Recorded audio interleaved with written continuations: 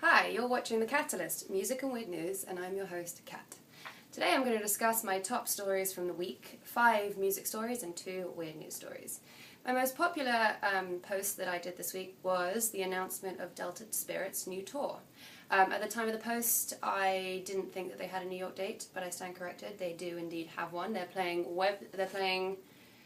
Webster Hall on March 29th with Waters. I'm definitely going to be at that show, so check out the post and make sure you can get to one of the shows if there's one near where you live. My second most popular story was my post about Regeneration. If you don't know anything about Regeneration, it is a music film documentary co-produced by the Grammys, sponsored by Hyundai. It's basically a collaboration of 5 artists with 5 DJs, producers. I'm actually in it. I have the role of the PA, which was very cool because I got to drive the car, the Veloster. But this particular post that I did this week was about Mark Ronson's song. He produced it in New Orleans. It's called A la Modaliste, and it features Erykah Badu, Trombone Shorty, Mos Def, Zigaboo, Modaliste, and members of the Dat Kings. The song is so cool. Erykah Badu's been posting about it all week. Highly recommend you check it out. You can do that by clicking on my post. Next up, we have First Aid Kit. They have a music video for their song Emmylou. The song is a tribute to their favorite country artists like Johnny Cash, Emmylou Harris, Graham Parsons. It was actually shot in Joshua Tree, which for me was put on the map because that's where, sadly, Graham Parsons overdosed at the Joshua Tree Inn. Not to sound morbid, but if you haven't been to Joshua Tree, I highly recommend it, and I highly recommend staying at the Joshua Tree Inn. Such a cool place, and the music video made me really, really want to be in Joshua Tree because I love it out there. Then my next popular story was the announcement of Sébastien Tellier's new album called My God is Blue. Sébastien Tellier is one awesome Frenchman. His music is so unique and inspirational, and he has just released a little teaser video, which you should definitely check out, and is in one of my posts about this. I can't get enough Sébastien Tellier. I think he's a seriously talented, unique individual. Lastly, for my music, well, penultimately for my music stories, is the Coachella lineup that was finally released. The headliners are the Black Keys, Radiohead, and Dr. Dre and Snoop Dogg. On the first day, I'm trying to get myself there. I'm not sure if I'm going to be able to get out there this year. But if I was there, on the first day, the bands that I would be checking out, aside from the headliner, the Black Keys, I would be at the Other Live show, Arctic Monkeys, and The Rapture.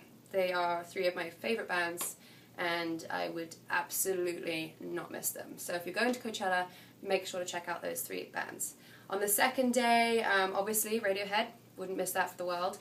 But the other bands that I would be catching would be Noel Gallagher, his new band, definitely have to check them out. Andrew Bird, love him, so, and especially in the Coachella setting, perfect. Feist, The Vaccines from England, Gary Clark Jr., who I love, and I think, again, in the Coachella setting, would be spectacular. And We Are Augustines, a Brooklyn band, love them, would love to see how they do it live.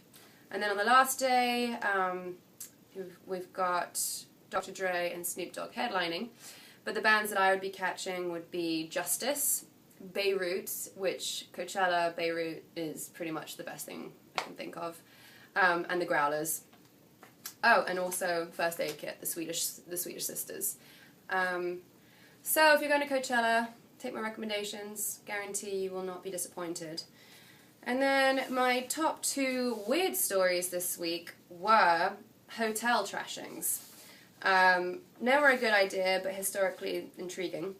The one that I found most interesting was the Edie Sidgwick one in the Chelsea Hotel. Rumour has it, or legend has it, that she, while sticking on some eyelashes, she set her room on fire because she was, I guess, out of her mind because she'd just broken up with Bob Dylan and was heartbroken. I guess any girl would be heartbroken if they'd just been dumped by Bob Dylan back in the day. And then the other one was Charlie Sheen. I mean, that's kind of pretty contemporary, but he trashed it. He trashed his room good and proper. Lastly, my most popular weird news story was the giant rat found in the Bronx. The experts say it was a Gambian pouched rat. They are assuming it was probably a pet that got released. But here's my theory. That's the second giant rat to have been found in New York. The first one was right after Hurricane Irene. There was a disgusting picture of a giant rat on a pitchfork. Anyway, my theory is the giant rats are going to breed with the sewer rats. And soon enough, New York's going to be plagued by giant, disgusting rats. But let's hope I'm wrong.